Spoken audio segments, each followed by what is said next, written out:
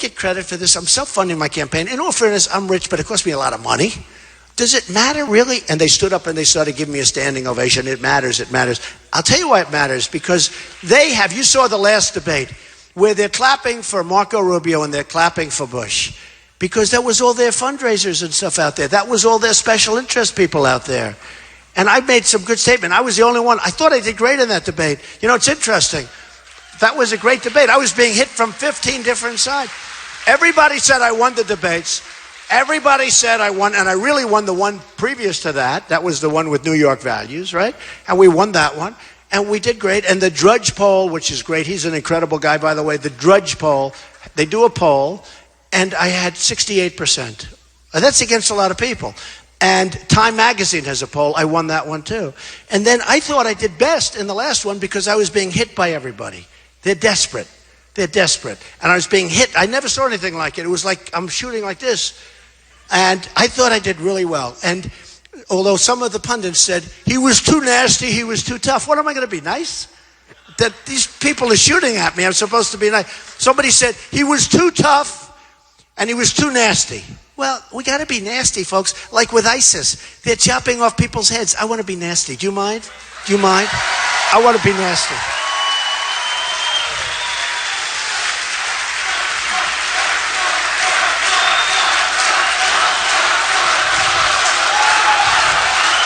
Oh, we're going to be so nasty. ISIS is not going to like us anymore.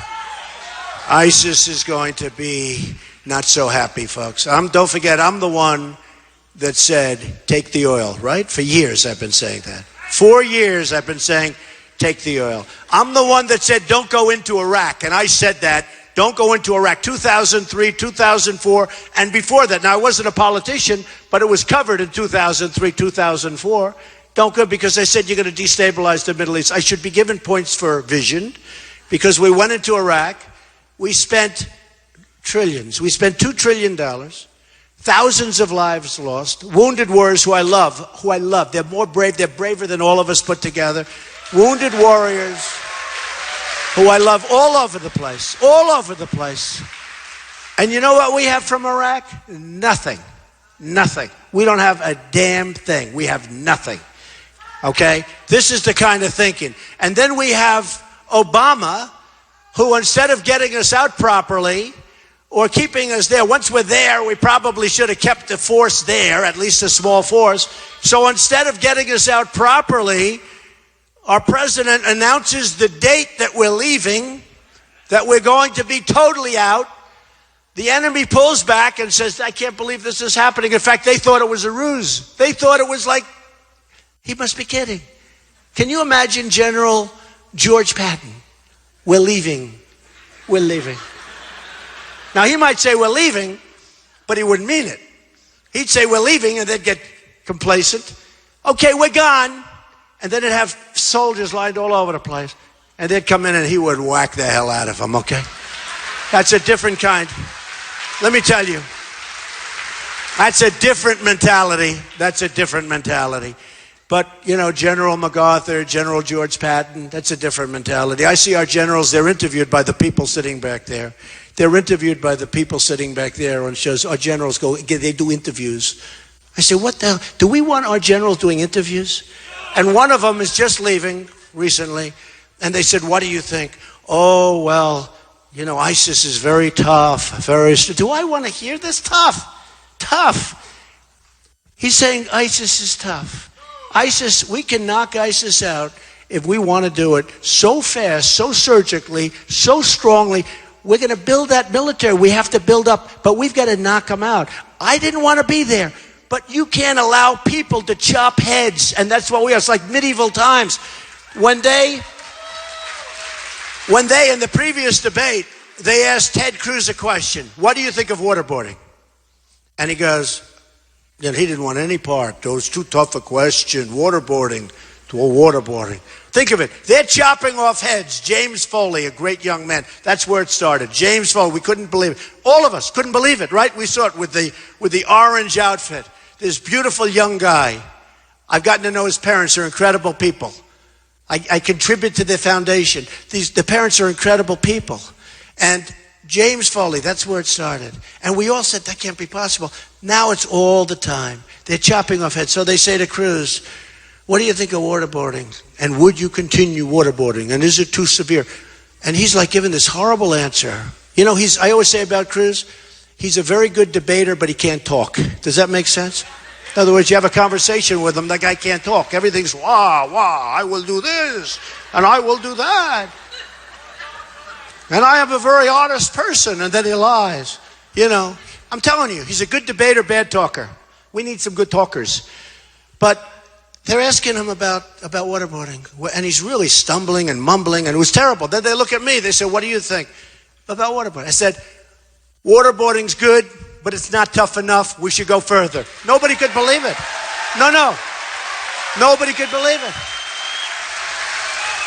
Now, I preface that because I didn't know. I mean, I didn't poll it. You know, I have more money than all of these guys put together. But I said, you know what? I don't have a pollster. I say what's right. I say what's right. These politicians, if that question was it, that's why Cruz was dying with that question. He was petrified. He didn't know if he says yes, does that mean he's too tough? If he says no, so you have to see it. He was stumbling and mumbling all over the place. And I don't want to poll anything. You know, it's sort of interesting. They do polls, and these people pay hundreds of thousands of dollars, millions of dollars to pollsters of, by the way, special interest money, so it's not so bad for them. But they pay all this money. I pay nothing. But the networks give me polls every day. We don't like Donald Trump. He's great on the military. He's great. Here's what it is. Great on the military. Trump, always number one. Great on the border, number one. The best for the economy, number one all the time, right? Am I right? You can say it. Always. Great on the economy. Great on all. Nice person, I'm always last. Can you believe it? And I'm a nice person. Nice person. And I'm actually a nice person. But I'm the person that's going to protect. You know, we're in this together. We're going to protect. We're going to have something so strong and so powerful. We're going to protect. But all the time I get it. So they ask me about waterboarding. And I say, waterboarding is fine. But I prefaced it by saying, we have people that are chopping off heads in the Middle East. They're chopping off the heads of Christians. They're chopping off the heads of others. They're killing and abusing women. There's nobody that I've ever seen, ever. You know, it's one thing when you have warriors going at each other and they're shooting and fighting and killing. These people are disgusting. I said they are chopping off heads, doing the worst things I've ever seen. I think waterboarding is excellent, but you have to go much further than waterboarding. And you know what? I got a standing ovation. The room went crazy. And I mean it. We're soft and we're weak and we can't be that. Can you imagine the people at ISIS? They're sitting in wherever they are, right? They're all over the place. By the way, they're growing like they're all over. Now you look at maps. You know, 2 years ago, I look at a map, there's like little areas of pink. Now you look at a map, it's like all over the place. But can you imagine these people? These are tough cookies, right? Tough. Mean. Can you imagine them listening to this conversation about waterboarding, which is the least form? Nobody knows if it's torture. You know, they haven't been able to define waterboarding. They don't know if it's torture, if it is, it might be a little bit too tough, we can't be nice. It's like, you know, these guys that commit murder, right? They commit murder, they kill someone. They kill an 80-year-old woman, and they rape her and slug her and drop her and just kick the hell out of her. And they go to jail. We don't want the death penalty. It's cruel and unusual punishment, you know. Okay, so I don't know. Then you have another case when they get the death penalty. You want to give them drugs to put them to sleep quietly and this. Look, we're in a fight for our lives. We've got people coming in. We've got ISIS in our country, folks. Just so you understand it. We have President. Look, I hate to even use. We have President Obama doesn't understand that radical Islamic terrorism is coming in. They could be coming in through the migration. When you look at the migration, you have thousands and thousands of people, and people are saying, and I say it all the time, there's disproportionately young, strong men. You look, right? You look at what happens with Germany, what she has done to Germany. I have friends from Germany right now. They're leaving Germany. They're leaving. They were so proud of Germany 2 years ago. They were talking about Germany's the greatest place. They're leaving Germany. Germany's under siege. They're leaving Sweden. You see what happened in Sweden. Take a look at Brussels. I was in Brussels many years ago. It was so beautiful. It's under siege. They canceled New Year's Eve. It's like an armed camp. Are we crazy? Now, I have a bigger heart than anybody, and we want to build safe zones in Syria. And I want to get the Gulf states who are spending nothing and they have more money than everybody put together. I want to get them to pay for it. They got to pay. They've got to pay. But we have to be vigilant. We have to be tough. And we cannot let these people from Syria, who we have not been able to vet at all, we don't have papers, we don't have documentation, and it's fine. But their leaders are too smart for our leaders. They're too smart. So we are losing in trade deficits. We have more than $500 billion, not million, $billion. And this has been going on for years. Not as high as that, but it's been going on for years. And last quarter, we announced GDP. We have nothing. We have no growth. Our country has no growth. And you hear about that phony jobs number where it's 5%, 5%. It's not 5%. First of all, we have so many part-time jobs. People in this audience probably, I know people that have worked in a company for 30 years as a full-time job, very proud of it. They've been put, because of Obamacare, frankly, they've been put on as part-timers. Now they have part-time jobs and they go get a second job. Probably people in this audience. So that you don't qualify for Obamacare because they don't want to get involved with Obamacare because it's too expensive. It's a disaster because the premiums are going from 25, 35, 45, 55% up. And you look at what's going on. I mean, it is so out of control. Obamacare is going to die in 17 anyway. It's going to die unless it's going to.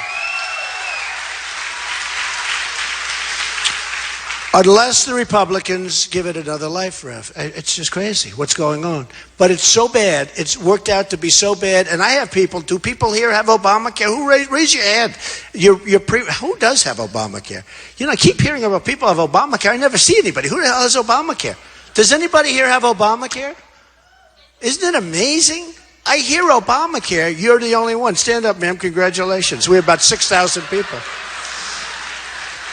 It's amazing. We have 6,000 people in here. I have one person raising the hand, and I hear everybody has. What's going on? And I did that before. I said, who has Obamacare? There were 2 people. Let me tell you, it's a disaster, and it's falling of its own weight, and your pricing is going through the roof, and we can't have it. We are going to have great health care and health insurance. We're going to have great. It's going to be phenomenal. We're going to get rid of the lines. You know, we have lines around each state which make it impossible for other companies. If I want to go from South Carolina and compete in New York, you can't do it as a company. You can't do it. And I have many states. I'm in many states. I have companies in many, many states. And it's impossible. The reason is the insurance companies took care of the guys I'm running against and others. They contribute. So you have artificial lines. So a company would rather have an absolute exclusive to South Carolina or to New York or to any state rather than competing all over the United States. And now you have to compete, and it's hard. It's hard to make money. It's hard. But that's what they want. So the insurance companies, through the politicians, are getting what they want. I told somebody before that a friend of mine came up. He's a doctor. He said, you know, Mr. Trump, the worst thing that I've seen, I can't believe it, we are the largest drug buyer in the world, the United States. The largest drug buyer in the world by far. Prescription drugs and drugs to make people better. Not the kind that come out of the southern border. They don't make people better. They make people very sick. They make people very sick, and we're going to stop it, okay? We're going to stop it. By the way, and you know, maybe even more so, we're going to stop it for the people of New Hampshire. You know, New Hampshire has a tremendous heroin problem. You look at New Hampshire, it's like this. It's so beautiful with the trees and the valleys and the roads. It's the most beautiful place. And you go there, and I love it because I had such a great experience there. Then I had that great vote that was even better than the polls. The polls were saying I was going to win, and the vote was even better than that. And everybody was saying, oh, this is great. I said, you know, folks, I'm going to really try and help. The biggest problem they have, and you just don't see it with New Hampshire, is heroin. And I go and I say, what's your biggest problem? They have a big problem with the vets. We're going to take care of the vets, by the way. But we're going to take care of our vets. This is a big vet area. This is a big vet area. But I'm going to do it for New Hampshire because New Hampshire those people are incredible people, and they are just stuck with this massive amounts of heroin coming in from the southern border. We're going to stop it. And their kids are addicted, and it's a very tough addiction to get rid of. And we're going to get in there and try and help those kids, but we're going to stop the drugs from coming in. Now that includes here, includes everywhere. But for some reason, and I've gotten very close to New Hampshire because of that tremendous week that we spent up there and the tremendous end result. And people are saying we may even have a better result here. Can you believe it? Would that be nice? And if we do, I'll tell you what, we're going to run the table, and we are, in fact, going to make America great again. We're going to run the table because this is very important. But I said in New Hampshire, I said, I'm going to really do something about it because it's just so strange. You wouldn't think that they'd be talking about this because you sit down in this idyllic setting. What's your biggest problem? Heroin. You say heroin, and you don't understand. But then after you're there for a lot, you see it's just a massive problem. So we're going to get those borders taken care of. But think of this. The drug companies were the largest in the world for purchasing. There's no bidding. They don't bid. They're restricted from bidding. There's some kind of nonsense where they're essentially restricted from bidding. If we bid with the drug companies, okay, so that, and by the way, why aren't they bidding? Tell me why. Because, and my doctor friend said, I don't understand it, Donald. As soon as he explained to me, I said, you got to be kidding. But then I told him exactly why. I said, because the senators and the congressmen get massive amounts of money from the drug companies. Very simple. That I know. I mean, that's so simple. And then I see this guy, Jeb Bush, who's got zero chance. By the way, zero chance of winning. And he's a nasty guy. You know, in his own way. In his own way, he's a nasty guy. He's got zero chance. He spent $20 million of ads on me, negative ads. And they're not even correct. At least get them correct. Although maybe I'm better off if they weren't correct. My polls go up every time he plays the ad, so I don't know. It's not a very fast. But the guy spent more than that, but he spent $20 million of ads on me. So I see his director, his campaign chairman for fundraising is Woody Johnson of Johnson & Johnson. Okay? Now let's say, again, he's got zero chance, so he's not a good example. But let's say Jeb Bush got in. He's not going to do anything with competitive bidding. Let's say Ted Cruz, he's got people, you got to see what he's got. He's got the whole world lined up for him. And he lies badly. He lies. That guy lies. Guy does not tell the truth. You know, he holds up his Bible and then he lies. Let me tell you, that guy lies. He is a liar. And very interesting with Ted Cruz. And I don't say that easily. And I know the difference between having fun and playing the game and, you know, we're in politics. But I know the difference between that and lying. And when Marco Rubio said he lied the other night at the debate, said, you're lying. He's really right. I agree with Rubio on that. The guy lies. He'll say something. I was hearing things about Donald Trump does not like the Second Amendment. He'll do away with the Second Amendment.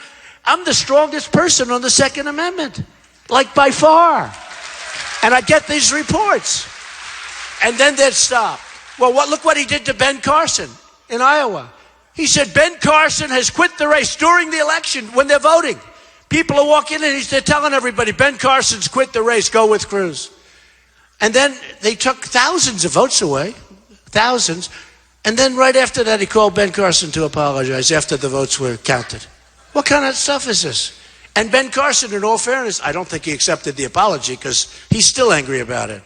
But how dishonest. Then he does a voter violation thing. He could call voter violation. It looks like it comes right out of the Internal Revenue Service. So official. It said voter violation. A person picks it up. Not a sophisticated person. Oh, wow, voter violation. Looks serious. Looks like really the real deal. The paper, everything's perfect. If I got it, I think I'd be concerned. I'd call a lawyer. The lawyer would charge me $3,000 an hour and say, you're okay, Mr. Trump. But seriously, these people got a scare letter. And essentially it said, did you this, did you that, did you that? And then it gives them grades of F, fail, F, fail, F, F, F. And then it said you can clear it up by going and voting for Ted Cruz. What kind of stuff is this? It's a fraud. I'll tell you what, the head of the Iowa GOP, Jeffrey, if he were really smart, he'd terminate that victory in Iowa, Ted Cruz. That's what you should do. Because what he did to Ben Carson and what he did with the voter violation fraud certificate, it's a fraud. What he did is a fraud. They ought to terminate, but they don't have the guts to terminate. They don't have the guts. The problem with our country is nobody has the guts. They don't have the guts. But we had these great, I mean, it was still like a great experience. And then we go to New Hampshire, now we're here. And we're going to do things that haven't been done. We're going to put drugs out to bid, folks. And we're going to save $300 billion a year, okay? And when Woody Johnson calls me up, I don't care. It doesn't matter. He's a nice guy. He actually bought an apartment from me, so I think he's a nice guy. But that doesn't have any impact. All the smart people live in my buildings, okay? But you know what? I'll get called by lobbyists. I'll say, I won't even take the call. Again, I'm self-funding. I don't know that I get credit for this, okay? Because certainly I don't get the credit. But I've had guys in my office that would give me anything I want. I had one guy come in, he said, Donald, I've been in first place practically since June 16th. Practically the whole route, right? I've been under siege. I told the story with these two radicalized, I guess I should say young people, right? Young people. To me, bad people. But the two people, they got married, and I guess she radicalized him. Nobody knows, but bad stuff happened. And they go in and they shot the 14 people in California, killed 14 people, many others injured badly. And these are people that gave them like wedding ceremonies and baby parties and all of this, and they killed them. And bad things are happening, and we have to be vigilant, we have to be smart, we have to be strong, we have to know who to let into our country and who not to let in. We can't be the stupid people anymore. We cannot be the stupid people. We're led by people that don't know what they're doing, or they know what they're doing and they're just bad. I don't know what's going on. Look, we have a president that won't use the term radical Islamic terrorism. He won't use it. You see what happens. Even in Paris, take a look at Paris as an example. So Paris, they kill 130 people. Paris has the toughest gun laws in the world, okay? The toughest in the world. They say France generally, but Paris has, they say, if you're a good person, forget it. If you're a bad guy, no problem. You can have all the guns you want, right? You just walk in, you have guns. So Paris has the toughest gun laws. They go into these various places, boom, boom, boom, boom. They kill 130 people. Many people, I don't know if you've seen this, but many, many people are gravely injured in hospitals right now. Their lives are ruined. Many will die. The number will go up quite a bit above 130. But if we had people that I see, like that guy right there with the red hat. See, stand up. If he had a gun and he's in Paris, and the guy with the white hat, that's the white Trump hat. Stand up. Go ahead, stand up. Stand up. And this woman right here, stand up. Yeah, right. Stand up. If we had a few people, if it was in California, if it was in Paris, but if there were people on the other side and the bullets were flying also in the other direction, you wouldn't have had 130 people killed. You wouldn't have 14 people killed in California.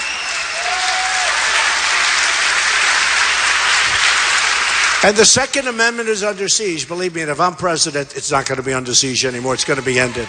So just remember that. I tell that story all the time, and I've come from New York, and New York has pretty strong gun, although I have the right to carry, which is a very nice right to have, but which is a very unusual right and a very hard right to get, concealed permit. But I will tell you this. In New York, I have arguments all the time. I use as an example the California case. Wouldn't it have been good if a couple of those people had guns on their waist, guns around their ankle to protect themselves? And everybody, isn't it true? And everybody agrees with me. Have the argument. They're really anti-gun. And they agree. And we leave. That's it. The next morning I'll call. So, have I converted you? No. It's just incredible. The fact is, there's not even a contest, okay? So we protect our Second Amendment. We have to protect it. Now, when it comes to what I've done, on June 16th, I said, I'm going to run. Before then, I didn't even know. I was with my wife at the top of the escalator. I looked down at Trump Tower and the atrium. We had more press. I tell you, I've never seen so much press in my life. It looked like the Academy Awards. I said, what am I doing? I've never seen anything like it. And I went out and I made a speech and I talked about illegal immigration. And it was a firestorm. You remember, a firestorm. The people coming across the border. And I took a lot of heat. And I say, Rush Limbaugh said he took more incoming than any human being I've ever seen. And I did. Took a lot of heat. And after 2 or 3 weeks, people would say, but Trump has a point. And then you had the killing of Kate in San Francisco, which was a horror. And you had the killing of Jamil as you know, in Los Angeles. And it was like just horrible in California.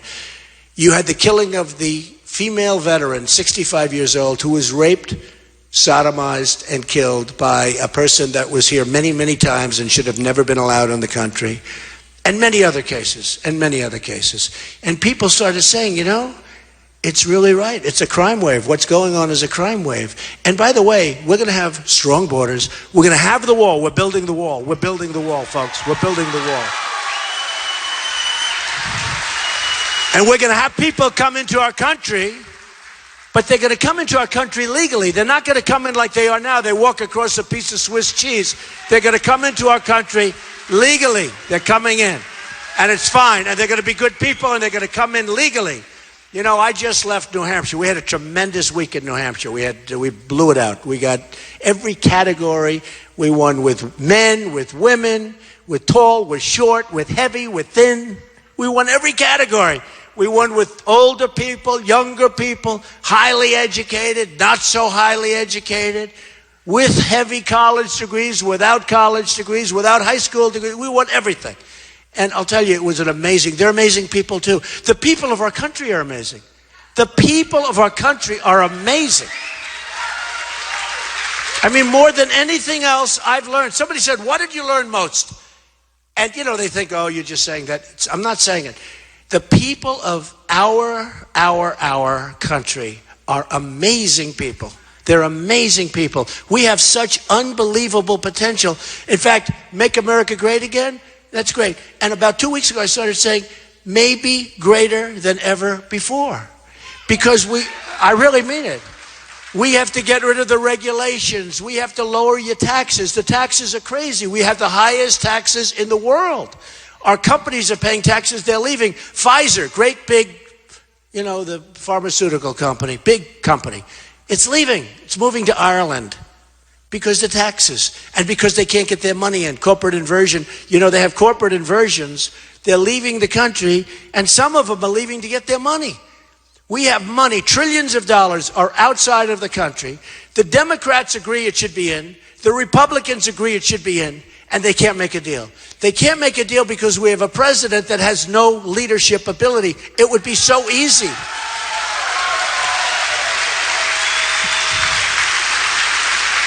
It would be so easy. It would be so easy to make a deal. I'm telling you, I think I could make that deal in 10 minutes. And yet we spend years. You could make that deal. Who's going to say they have $2.5 trillion? I think it's closer to $5 trillion. The government says it's $2.5 trillion. They don't know what the hell they're talking about. I'm telling you, it's like $5 trillion. They can't get the money into this country. If they did, they could use it for development. They could build new companies. They could spend it on so many things. We can't get it in. And all the politicians agree. And you could sit them down. It's so fast. I could make a deal so fast. But we have people that it's not their thing. So the companies now are leaving to get their money. They have billions of dollars. They have individually billions of dollars. They're leaving to get their money. It's impossible. The bureaucracy is horrible. The tax rate would be insane. You couldn't do it because the tax rate is insane. There's no incentive to do it. But we could do it so easy, and we'd have all of this money pouring in. And this is what we're going to do. Carl Icahn endorsed me. Some of the great business leaders endorsed me. I mean, frankly, they'll all endorse me if I want it. Nobody knows who the hell they are. Nobody knows who they are. They call me, Don, I want to endorse you. Could we have a news conference? They said, nobody knows who you are. Guy's worth $3 billion. Nobody ever heard of him. But they're great negotiators. We want to use our great negotiators, not our political hacks, to deal with China, Japan, Vietnam, India, Mexico, which is killing us at the border. Mexico is killing us at the border and killing us in trade. You saw the other day, Carrier is moving down. They're moving. 1,400 jobs moving out of our country, moving to Mexico. And somebody had a cell phone going where the cell phone's taking the shot of the boss saying, we're closing up, we're moving to Mexico, right? Not going to happen with me. I'm going to say to him the following, and I hate to say it, I'm a free trader, I hate to say this, we have to have smart trade. I don't even call it free trade anymore. We don't free trade with China. China is going to make, think of this deficit. We are going, put it a different way, we're going to have a trade deficit with China of $500